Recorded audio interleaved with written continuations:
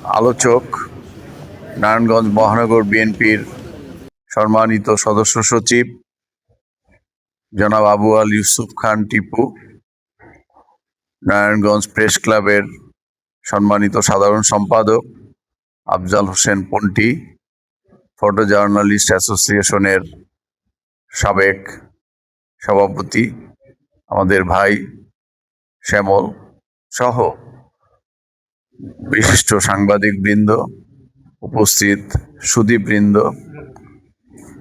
এবং সকল ভাই বোনেরা, আসসালামু আলাইকুম।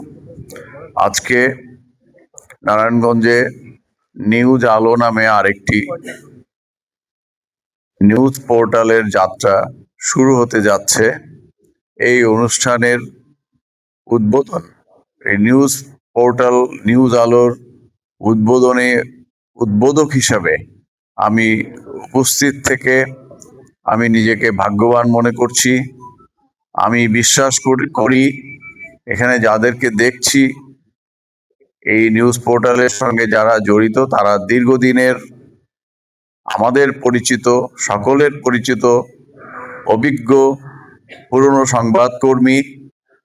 হয়তো বিবেকের তাড়নায় কিংবা সমাজের প্রতি দায়িত্ববোধ থেকেই তারা হয়তো সত্য প্রকাশের জন্যই আরেকটি সাহসী পদক্ষেপ তারা গ্রহণ করেছে।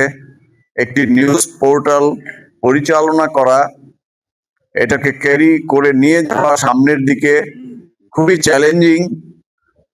এই চ্যালেঞ্জিং কাজটি তারা যেহেতু আবারও সাহস করে নারায়ণগঞ্জে আরেকটি নতুন পোর্টালের যাত্রা শুরু করাচ্ছে, আমি মনে করি তারা অবশ্যই সাহসী, আমি মনে করি তারা অবশ্যই অভিজ্ঞ এবং তারা অবশ্যই এই যাত্রায় সফল হবে। আমি এই নতুন নিউজ পোর্টাল নিউজ আলোর এই পথ চলাকে আমি স্বাগত জানাই। নারায়ণগঞ্জ জেলা বিএনপির পক্ষ থেকে তাদেরকে অভিনন্দন জানাই এবং আমার পক্ষ থেকে শুভেচ্ছা জানিয়ে এই পোর্টালের শুভ উদ্বোধন আমি ঘোষণা করছি। আসসালামু আলাইকুম রহমতুল্লাহ।